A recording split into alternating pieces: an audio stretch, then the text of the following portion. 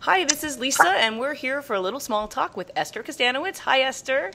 Hi, Lisa. How's it It's going? going great. Esther is a writer, editor, and social media consultant, not to mention one of the Jewish world's leading blogging ladies with a loyal following on not one, but two well-trafficked blogs, My Urban Kvetch and Jdaters Anonymous. Esther is the one to watch when it comes to social media, pop culture, Jewish community, and innovation. So welcome, Esther. Thank you so much for being here with us. Thank you so much for having me. It's really delightful to be able to use new media to communicate like this. It's wonderful. So just in the month of December, you've told us that Jdaters Anonymous had 2,800 unique visits from 61 countries, and you picked up another 5,800 visits on My Urban Kvetch. And I guess I should also not be surprised that you have 2,351 friends on Facebook. So a lot of people connecting with you and each other online. So tell us, this world of social media, how is it taking the Jewish community conversations to a new level? Well, I think that, one of the things that we've always enjoyed doing as Jews is playing Jewish geography. And I think Facebook has taken Jewish geography to a whole new level. But beyond that particular game of it, I think that one of the things that we've always liked to do is to connect with people who are like us, but not necessarily exactly like us. So as globalization affects the world economy and technology enables globalization, technology also it also enables the globalization of the Jewish people to a degree that we didn't really have before. So the ease of communication with people in other countries and other circumstances has never been easier to communicate with people who are in different lands and different modes of life. So I think that definitely the technology in and of itself has helped us to get a little bit closer to Jews around the world. And I think that it's something that the traditional institutional Jewish community struggles with, because so much of traditional Jewish life was based in community, the immediate local community. So the question is, when the community is more than just local, then what are the responsibilities to the larger global Jewish people? How do you manage to serve the needs of the people in the local community while not ignoring them, who are the primary reason for that community's infrastructure to be there in the first place? So I think it's a really interesting time. I also think that one of the things that we're dealing with now in general is that people don't identify just with one community. We're seeing not necessarily a breakdown of the denominations, but kind of like a blurring of the boundaries between different denominations and different ways to observe Judaism. So I think that many of us are loath to describe ourselves as belonging to a certain denomination. We may say, I belong to a conservative synagogue, but I have a day school background, and I do Shabbat most of the time, or I keep kosher in and out.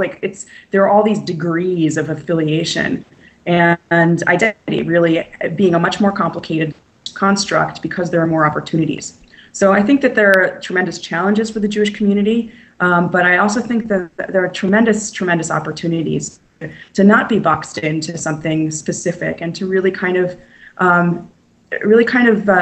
identify in the way that you think really describes who you are, in the totality of yourself, not just in terms of your Jewish connections, but in terms of your identity in the world, in the secular world, in the professional world, the personal world.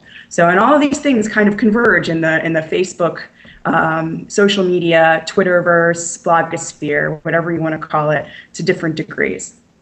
Do you think that means that more unaffiliated Jews are connecting online because they never found that sort of Judaism out there, in the real world is accessible? Is it more accessible to them now because it's online?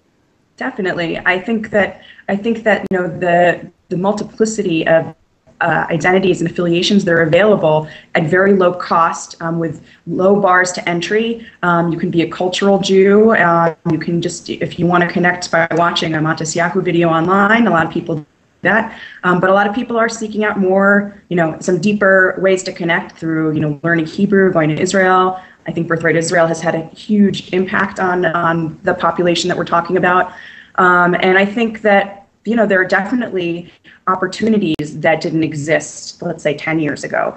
And I think that, one of the examples that I often point to is the Jewlicious Festival, which, started, was a blog, and basically it became a festival of Jewish life, culture, and celebration of everything Jewish. And it attracts hundreds of people, many of whom are not necessarily affiliated with any traditional stream of Judaism. And it really creates a positive environment and connection for people.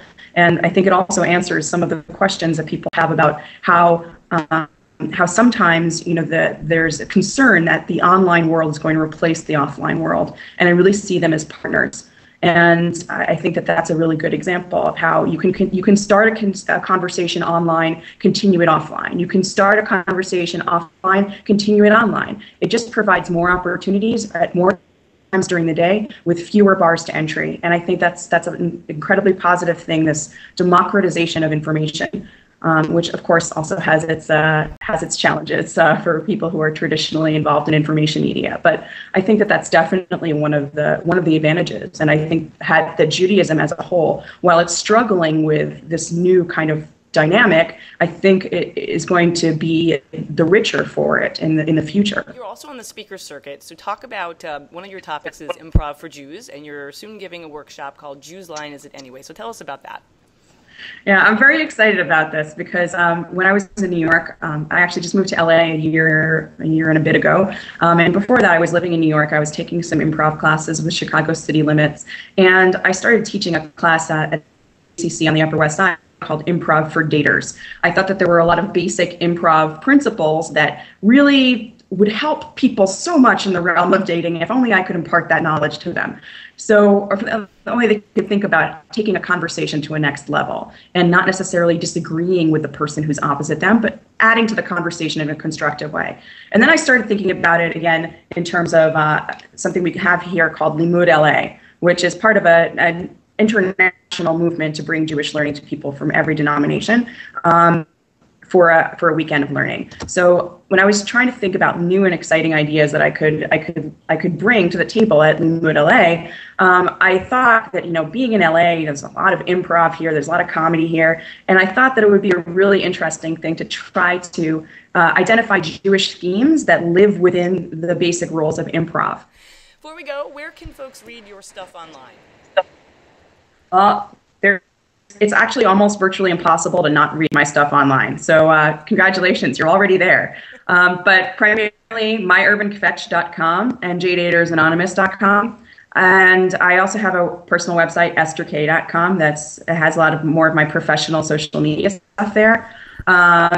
And I also manage a lot of the content at the ROI community website. So that's roicommunity.org. It's generally a place where we can find out a lot about the ROI Summit of Jewish Innovators, but also to find out what's going on in the world of Jewish innovation, what people are up to worldwide, and that kind of globalized Jewish peoplehood that I was talking about. Really, there's a lot of that on roicommunity.org as well. So, and I also do blog quite frequently at BeliefNet's Idle Chatter blog, which is a little bit more complicated of a URL. I think it's beliefnet.com/blog/idle chatter. But all of those things are completely linked from my various sites, so you can feel free to check out my sites, and there are definitely links there. And there we talk about the intersection between spirituality and popular culture, which is, as you can probably tell, a little bit of a passion of mine. So please come, leave comments, RSS feed me, add me as a friend on Twitter. Esther K is my Twitter handle. There is no shortage of a way to reach you. No, it's really like if you turn on your computer and there isn't something from me on it, then you're probably not Jewish enough. Esther Kustanowitz, thank you so much for talking with us today for a little small talk. This is Lisa, and this has been a production of Let My People Know. Thank you. Thank you, Lisa.